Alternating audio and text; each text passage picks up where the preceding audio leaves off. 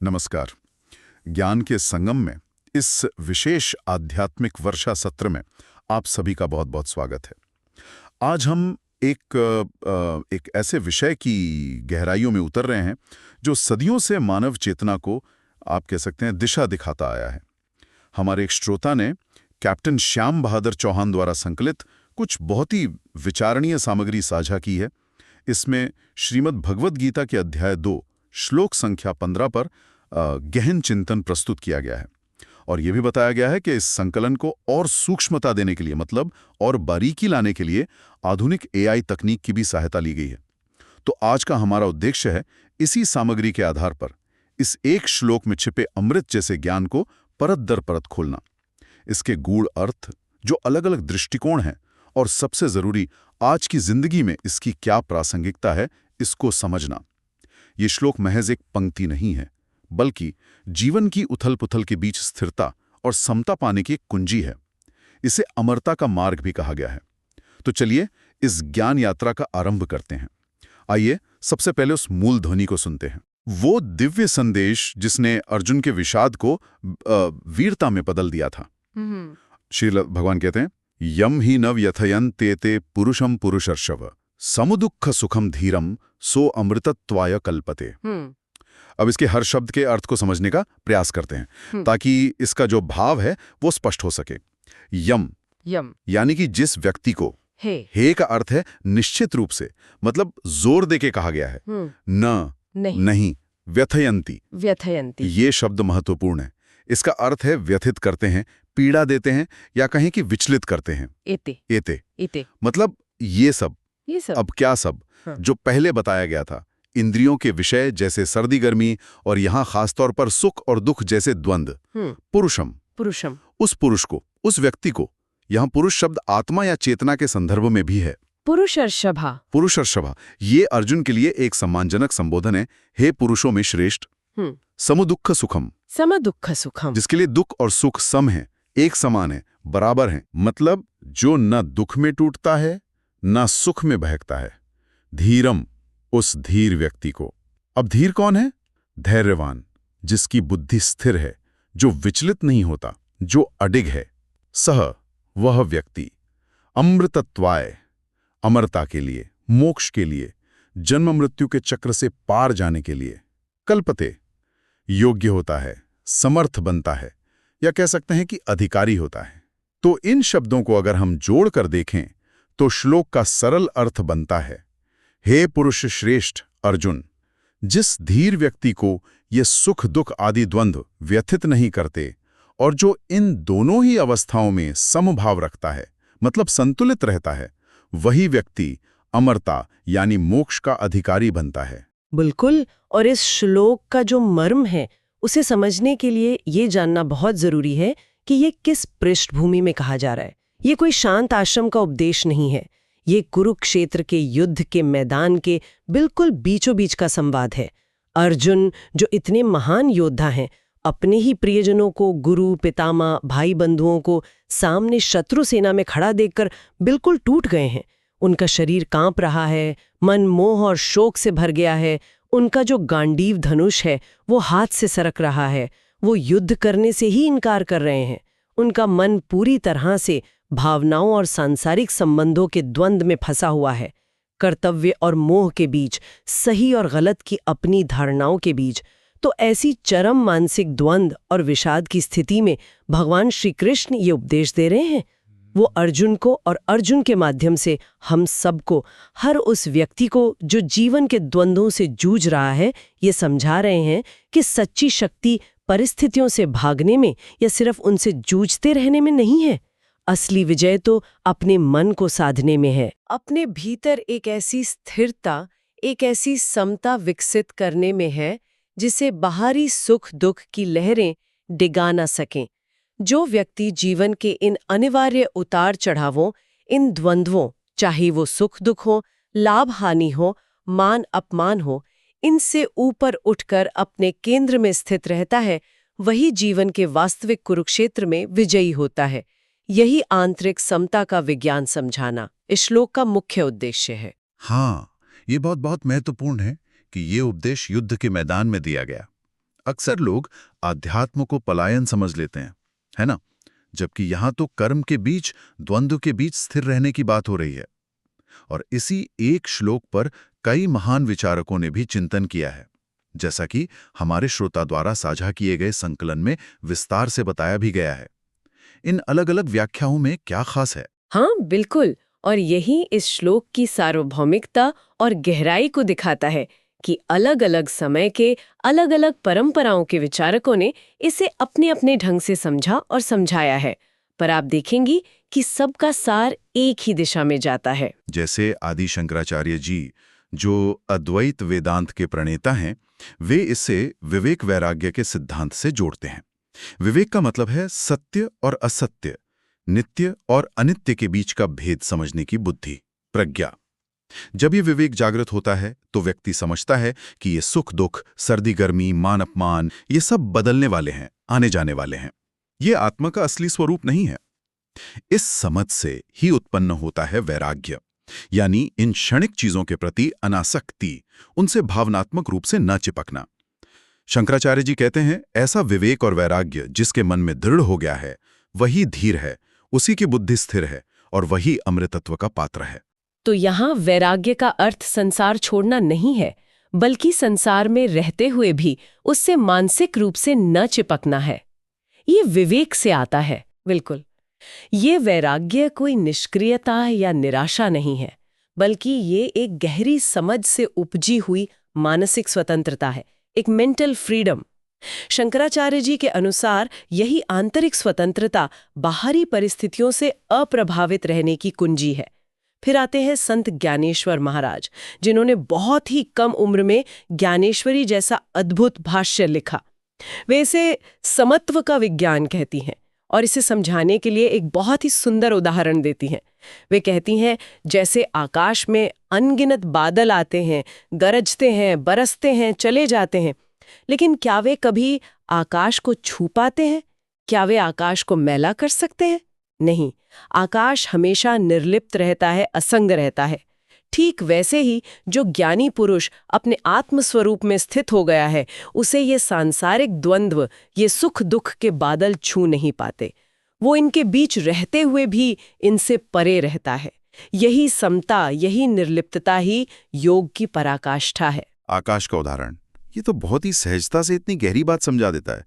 पर क्या ये स्थिति सिर्फ ज्ञानी पुरुषों के लिए ही संभव है, या हम जैसे साधारण लोग भी इसे साध सकते हैं? ज्ञानेश्वर महाराज की वाणी में ये संकेत तो है कि अभ्यास और सही समझ से ये संभव है। ये एक आदर्श है जिसकी ओर बढ़ने का प्रयास हर साधक कर सकता है। और यहीं पर स्वामी विवेकानंद का दृष्टिकोण हमें प्रेरणा देता है। स्वामी विवेकानंद इस श्लोक में व्यवहारिक वेदांत और कर्म योग की ऊर्जा देखते हैं। वो धीर शब्द में कायरता या निष्क्रियता नहीं, बल्कि सच्ची वीरता देखते हैं। उनका वो प्रसिद्ध आवाहन, उठो, जागो और तब तक मत रुको जब तक लक्ष्य प्राप्त न हो जाए, वो इसी गीता के संदेश से आप कह सकते हैं ओतप्रोत है। उनके लिए धीर वो है जो जीवन के रण क्षेत्र में, चाहे परिस्थितियां अनुकूल हों या प्रतिकूल, सफलता मिले या विफलता, सुख आए या दुख, इन सब से विचलित हुए बिना समभाव रखते हुए अपने कर्तव्य का पालन करता रहता है। ये हार न मानने वाली अदम्य इच्छा शक्ति और स्थिरता ही मनुष्य की दिव्यता का प्रमाण है। ये संभाव कायरता नहीं, बल्कि कर्म करने की सबसे बड़ी शक्ति है। यानी विवेकानंद जी इसे एक्शन में ला रहे हैं। समता का मतलब बैठ जाना नहीं, बल्कि और मजबूती से अपने काम में लगे रहना है, परिणाम की चिंता किए बिना। ये तो बहुत शक्तिशाली विचार है। निश्चित रूप से। और एक और महत्वपूर्ण दृष्टिकोण स्वामी अड़गानंद जी महाराज का है, जिन्होंने यथार्थ गीता में इस पर विस्तार से लिखा है। वे एते शब्द के अर्थ को और व्यापक करती हैं। स्वामी अड़गानंद जी कहते हैं कि एते यानी ये सब में केवल सर्दी गर्मी या सुख दुख ही नहीं, बल्कि जीवन के सारे द्वंद्व शामिल हैं। लाभ हानि, जय पराजय, मान अपमान, निंदा स्तुति, मित्र शत्रु, ये सब कुछ। जो व्यक्ति इन सभी द्वंद्वों के प्रति समभाव साध लेता है, जो ना किसी से राग करता है न द्वेष, जो न प्रशंसा से फूलता है न निंदा से मुरझाता है, वो इन द्वंद्वों से अतीत हो जाता है, यानी इनसे परे चला जाता है। यही अवस्था द्वंद्वातीत अवस्था है। और जो इस अवस्था को प्राप्त कर लेता है, वही जन्म मरण के चक्र से, इस भवसागर से मुक्त होकर अमृतत्व यानी वास्तविक अमरता को प्राप्त करता है। ज्ञान, व्यवहारिक वीरता और फिर ये द्वंद्वातीत अवस्था तक, ये सभी व्याख्याएं एक ही सत्य की ओर इशारा कर रही हैं, मन की स्थिरता, आंतरिक संतुलन। अब बड़ा सवाल ये उठता है कि आज के इस भागदौड़ भरे युग में, जहां तनाव, चिंता, अवसाद ये सब जैसे महामारी की तरह फैल रहे हैं, जहां सोशल मीडिया पर एक नेगेटिव कमेंट या ऑफिस की कोई छोटी सी घटना भी हमें घंटों परेशान कर सकती है, वहां गीता का ये 2500 साल पुराना उपदेश कितना प्रैक्टिकल है? क्या ये आज भी उतना ही प्रासंगिक है? मेरा तो मानना है कि ये आज पहले से कहीं ज्यादा प्रासंगिक और जरूरी हो गया है। देखिए, आज बाहरी दुनिया का शोर और उसकी उथल-पुथल जितनी ज्यादा है, उतनी ही ज्यादा जरूरत हमें आंतरिक स्थिरता की है। अगर हम इस श्लोक के संदेश को ठीक से समझें और अपने जीवन में उतारने की कोशिश करें, तो इसके कई स्तरों पर लाभ है। पहला, मानसिक स्तर पर। ये श्लोक हमें वो चीज देता है जिसे आधुनिक मनोविज्ञान में इमोशनल रेगुलेशन या भावनात्मक संतुलन कहते हैं। ये भावनात्मक अनासक्ति, रिलेशनल डिटैचमेंट सिखाता है। रिश्तों में रहें, कर्तव्य निभाएं, प्रेम करें, पर किसी व्यक्ति या परिणाम से इतना न चिपकें कि उसके बदलने पर आप टूट जाएं। ये हमारी भावनात्मक प्रज्ञा या समझ, इमोशनल इंटेलिजेंस को बढ़ाता है। जब हम सुख दुख में सम रहना सीखते हैं, तो हमारा मन बेवजह की उत्तेजना और निराशा से बचता है, वो शांत रहता है। इससे हमारा मनोबल या जिसे मानसिक लचीलापन कहते हैं, वो बढ़ता है। हम जीवन की चुनौतियों का सामना ज्यादा शांति और दृढ़ता से कर पाते हैं। यानी एक तरह का आंतरिक कवच बन जाता है, एक मानसिक कवच या मेंटल शील्ड कह सकते हैं। हाँ, आप इसे ऐसा बिल्कुल कह सकते हैं। ये एक ऐसा आंतरिक किला है जिसे बाहरी घटनाओं के थपेड़े आसानी से भेद नहीं पाते। ये हमें अंदर से मजबूत बनाता है। दूसरा, सामाजिक स्तर पर। जरा सोचिए, अगर समाज में ऐसे लोग बढ़ जाएं जो मान अपमान, निंदा स्तुति से ऊपर उठकर सोचते हों और काम करते हों, तो क्या होगा? ऐसे व्यक्ति ईर्ष्या, द्वेष, पक्षपात जैसी जो नकारात्मक भावनाएं हैं, उनसे काफी हद तक मुक्त हो जाते हैं। वे अधिक निष्पक्ष, न्यायप्रिय और करुणामय बन सकते हैं। ऐसे लोग समाज में टकराव कम करते हैं और सहयोग बढ़ाते हैं। आज हमें ऐसे ही संतुलित और स्थिर नागरिकों और नेताओं की बहुत आवश्यकता है। तीसरा, आध्यात्मिक स्तर पर। आत्मज्ञान या अपने वास्तविक स्वरूप को जानने की जो यात्रा है, उसमें संभाव सबसे पहला और अनिवार्य कदम है। जब तक हमारा मन लगातार सुख की तलाश और दुख से बचाव की दौड़ में लगा रहेगा, जब तक वो बाहरी घटनाओं पर ही रिएक्ट करता रहेगा, तब तक वो अपने भीतर की असीम शांति और स्थिरता का अनुभव कर ही नहीं सकता। इसीलिए तो गीता में आगे कहा गया है, समत्वम योग उच्यते, अर्थात समता ही योग है। समता ही अपने वास्तविक स्वरूप से जुड़ने का मार्ग है। बिना समता के आत्मज्ञान की कल्पना भी नहीं की जा सकती। और आज के युवाओं के लिए, जिनके जीवन में करियर है, पढ़ाई है, रिश्ते हैं, सोशल मीडिया का दबाव है, इतनी सारी चीजें हैं, इतने उतार चढ़ाव हैं, उनके लिए ये श्लोक कैसे मददगार हो सकता है? युवाओं के लिए तो ये एक तरह का जीवन मंत्र है, या कहें कि एक सुपर पावर है। सोचिए, परीक्षा में सफलता मिली तो अहंकार में उड़ना नहीं, असफलता मिली तो निराशा के अंधेरे में डूबना नहीं, नौकरी मिली तो ठीक, नहीं मिली तो प्रयास जारी रखना, हिम्मत न हारना। रिश्तों में मिठास है तो उसका आनंद लेना, पर अगर कड़वाहट आए तो उसे भी शांति से संभालना सीखना। ये श्लोक सिखाता है कि सब जीवन के रंग हैं, ये आते जाते रहेंगे। महत्वपूर्ण ये है कि इन रंगों के बदलने से तुम अपना लक्ष्य मत भूलो, अपना मानसिक संतुलन मत खो। सफलता असफलता, सुख दुख, दोनों को समान भाव से देखना, दोनों से सीखना और आगे बढ़ते रहना, यही तो धीरता है। यही समभाव उन्हें न केवल एक सफल बल्कि एक संतुलित, शांत और मजबूत इंसान बनाएगा। ये तो हुई समझने की बात, पर इसे जीवन में उतारें कैसे? ये सुनने में जितना सरल लगता है, व्यवहार में लाना उतना ही मुश्किल हो सकता है। बिल्कुल। ये साधना का विषय है। ये निरंतर अभ्यास की मांग करता है। इसे जीवन में उतारने के कुछ प्रैक्टिकल पहलू हो सकते हैं। पहला, स्वयं के लिए। सबसे पहले तो ये जागरूकता, ये समझ कि मैं शरीर और मन से परे एक शांत, स्थिर चेतना हूं और बाहरी घटनाएं क्षणिक हैं। ये विचार ही एक मानसिक कवच की तरह काम करता है। जब भी मन विचलित हो, इस विचार पर वापस लौटें। अपनी प्रतिक्रियाओं को देखना शुरू करें। क्या मैं छोटी छोटी बातों पर जरूरत से ज्यादा रिएक्ट कर रही हूं? क्या मैं सुखद अनुभवों से चिपक रही हूं और दुखद अनुभवों से भाग रही हूं? इस अवलोकन से ही बदलाव शुरू होता है। ध्यान और सजगता, जिसे माइंडफुलनेस कहते हैं, उसका अभ्यास इसमें बहुत सहायक हो सकता है। दूसरा, परिवार के लिए।